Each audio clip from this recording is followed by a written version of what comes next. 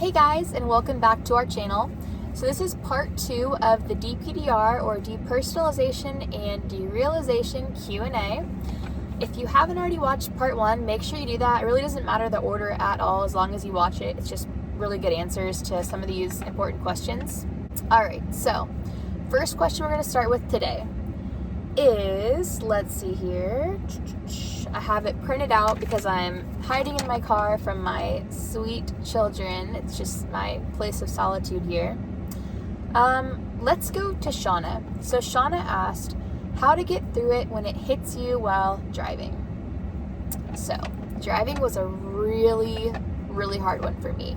When I fell into this cycle, I woke up from surgery, I had DPDR, a bajillion other symptoms, and I felt like I was gonna pass out and die on the spot, and I definitely was not gonna go get behind the wheel of a car. So I stopped driving entirely for 6 months, and at the 6-month point, it was actually my birthday, I drove from my house to my mailbox, which is 2 streets over, and I was drenched in sweat, but I did it, right? So that was my first baby step. So I would say, how to get through it when it hits you while driving. So for me, it was 24/7. So I never had a break when I decided to fully, truly start driving. But what worked for me was honestly baby steps. So first, it was getting in my car, driving to the mailbox, realizing that I can do that. And the biggest and the most important thing here too is using the ideal response, which is linked in a link on this channel as a free download. This response I used so many times. Seriously, I might have to use it 100 times during my 5-minute drive somehow. But I would just go through it over and over and over again. It tells your body that you're safe. And so what happens is when you start driving and your body's oh, danger, it's going to send off adrenaline. And your body remembers. So next time you get in that car, it remembers danger. And that's what becomes such a big cycle. So the way to break the cycle is by responding and pushing through it. And not in this white knuckling kind of way, but just I am safe actually. And even though I feel this way, it's just my body's protection mechanism, and I'm not going to pass out. I'm not going to disappear, get sucked into space, or crash the car or whatever, right? So anyway, baby steps. Drive to your mailbox. Drive to the store. Drive with your spouse or your partner, whoever, your friend in the car. Then drive alone. And eventually I worked all the way up to driving on the interstate from my house in Pensacola to New Orleans. So it was really that was a huge one for me, and that was only a couple months ago. So I would say the more that you do, the more confidence you have, right? So it's you can always compare in the back of your mind. It's okay, well now I've driven, this has hit me, the DPDR has hit me 100 times and nothing bad has happened yet. So chances of something bad happening are very slim, even though my mind's telling me that something really bad's going to happen. So just knowing that DPDR is not dangerous, it's literally your body's airbag to protect you from all of the stress hormones of it, basically. It will go away if you respond properly over time. It takes consistency. And then one fact I told myself is that when you're dealing with anxiety, DPDR, etc., you're the safest person on the road, literally. You're so your hands are on the wheel, you are watching, you are so vigilant compared to most drivers that are eating Chinese food and texting at the same time and all the other stuff that I probably used to do before I fell into the cycle, right? So I would say you're very safe, nothing's going to happen. And if it does, you'll deal with it then, right? If for some reason you do pass out or black out or whatever happens, right? Or you freak out and you can't do it anymore, you'll deal with that then, but chances are you won't, because that's not how anxiety works. So I hope that helps. All right, next question is from Eleanor. Did you have, or how did you deal with extreme Salsism? That's a word I hadn't even looked up yet, but she elaborated and I understood. So massive sense of not knowing, but ultimately that no one else was real except for my own consciousness. Almost like a delusion, but it's not a delusion. Yes.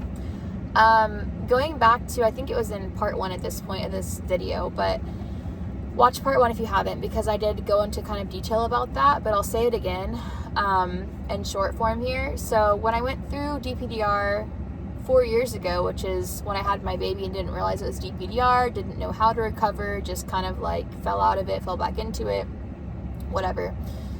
I would say that was more of like the feelings that you are talking about, Eleanor, and it was like, for example, I remember going to this restaurant with my husband, and I got there and I was kind of like looking all around me, and it felt like everything like stopped, and it was almost in like slow motion, and I was just like watching all these people talking and not thinking about the fact that they're gonna die one day, and not thinking about the fact that we're existing, and how flippin' weird is that, and we're just sitting here like on our iPhones, and you know, like, it just was so much, and it hit me so hard, and I was like, we have to leave. And I got home and I threw up, because I was just like, it felt like I was like, had this higher level of consciousness, and I had the keys unlocked, right, to this like new level of thinking, and I was the only one, right, because nobody around me felt this way.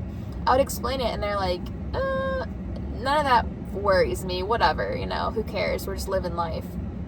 No, not for me. So it felt almost like everybody around me was like these like bots, or like literally like I was like the only one like living in this video game.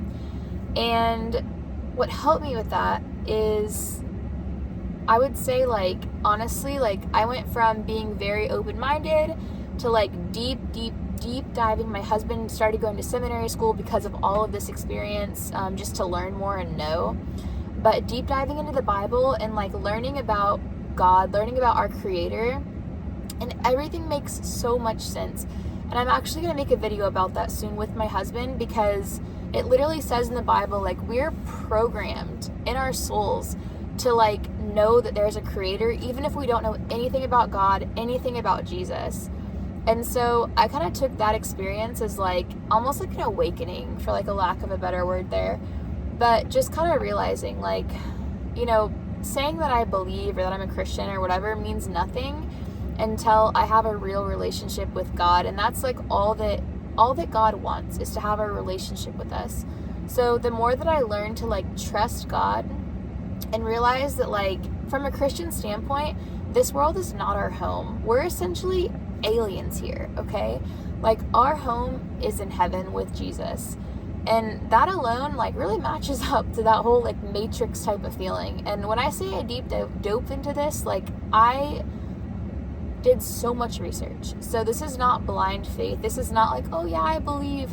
And that's fine, you know, if people believe that easy, but I do not at all. And for me to cure those types of feelings, I needed more than just like blind faith. So anyway, I hope that kind of helps you. And I'm going to make a lot more videos about that, because that was huge for me. And that's really the only thing that got me out of those type of thoughts, is just realizing, like, we are kind of aliens on this earth.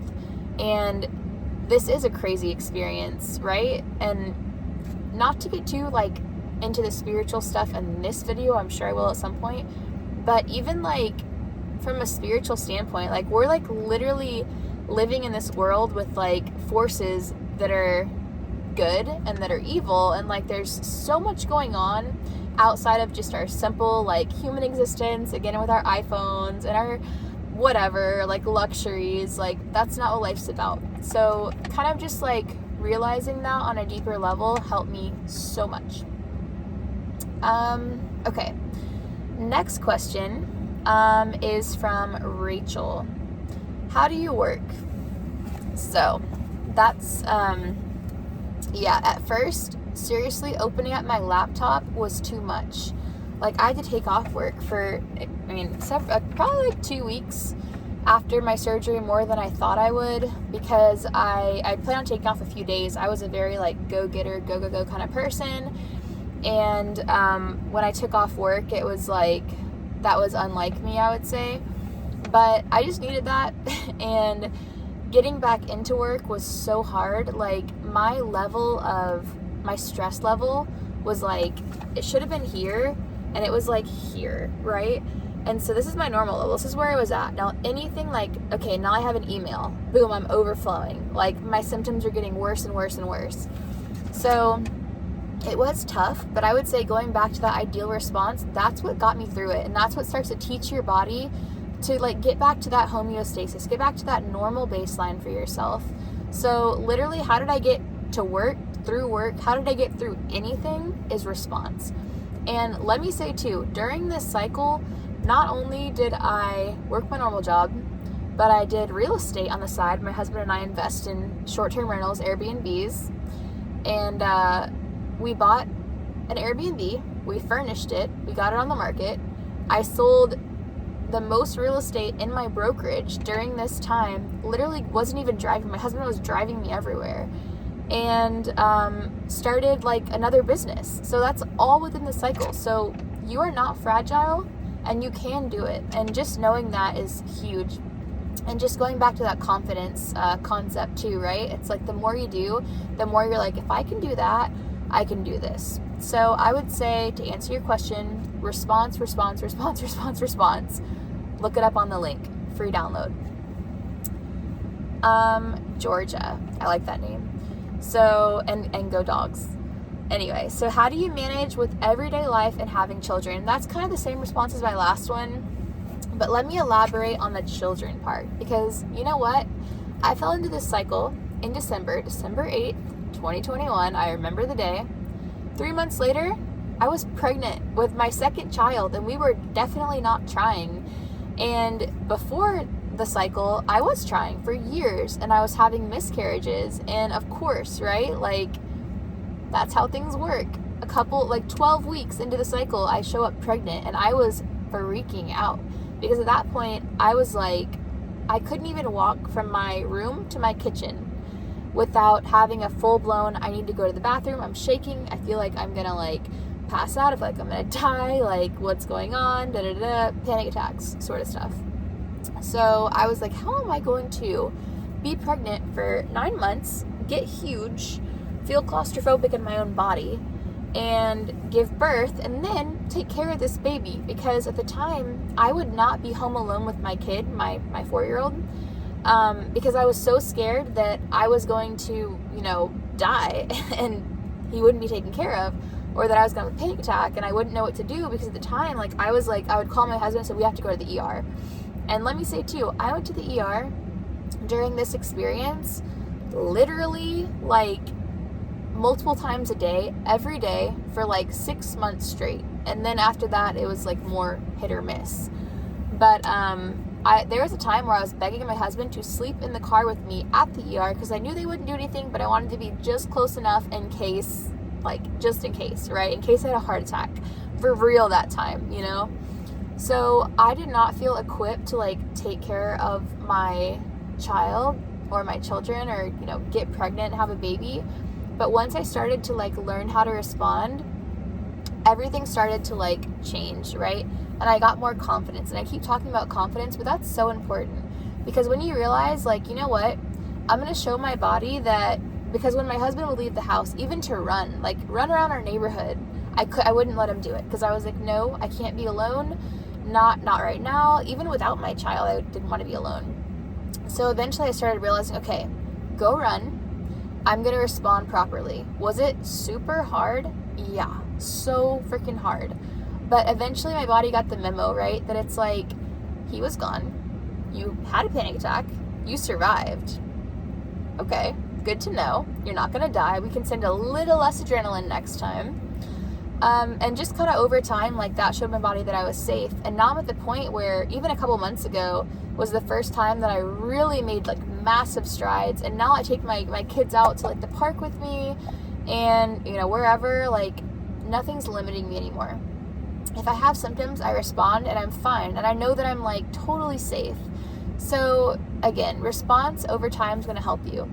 So getting pregnant and going through the cycle, giving birth, at the time too, I wouldn't even take a Benadryl. I wouldn't even take a vitamin D pill or supplement or something, because I was so scared. I already felt so off, and I didn't want anything else that was going to make me feel more, out of my norm, right? So the thought of having to get an epidural, right, and having to get all these pain meds and things like that, that was terrifying for me. But giving birth throughout this was one of the biggest things that actually helped me recover, because I realized if I can do that, I can go to the grocery store, right? I can go to Walmart if I can give birth during this. So having that response through childbirth, my birth was a breeze. Like, I used the ideal response the entire time. And my first childbirth, I was in the ER all the time. I was miserable. I hated it. Birth was terrible. Recovery was terrible. This time, same thing, different mindset, different response. I was up and going the next day. I was like, I can push through DPDR and panic attacks and everything else. I can push through a little discomfort. So I would say, like, this experience is going to give you so much strength and so much, like, honestly, like, I don't know the word, power. Like, it's so empowering. And you'll start to realize, like, discomfort is just a feeling. And that's a big tip, actually, is that discomfort is literally just a feeling. And feelings do not matter. Feelings are just feelings. You can get through a feeling. That doesn't mean anything. So, yeah, I hope that kind of answered your question. Kind of to go back and recap, it would just say, like, ideal response, responding correctly, and just over time taking steps. So right now, like, if you're not really taking care of your kids, you're not alone with your kids, whatever, start doing, like, mini exposures, and that'll add up. Your confidence will grow, and things will start kind of, like, looking up. So to end this video, thank you guys so much. If you have any more questions, stick them in the chat box. I guess that's what it's called on YouTube, but the comment section. Stick it in the comment section, and I will do a part 3 on this. I love doing this for you guys. I know I had so many questions when I went through this, and my heart is to help you. Like, you don't have to go through this alone, and you will recover. Keep that mindset. Stay off of Reddit. Stay off of the freaking internet, okay? Like, people there that say they've been through this for, like, 45 years and there's no cure, like, those people are the ones that sit on Reddit all day long and complain. And while, yes, you can go through this for 20, 30, 40 years and recover, you have to have the mindset that you're willing to do the work and you believe that recovery is possible. So, long videos. If you haven't already seen part 1, check part 1. If you haven't subscribed yet, please subscribe. This is a brand new channel. I want to keep making content for y'all. So like and subscribe, and we'll be posting, like, several times a week.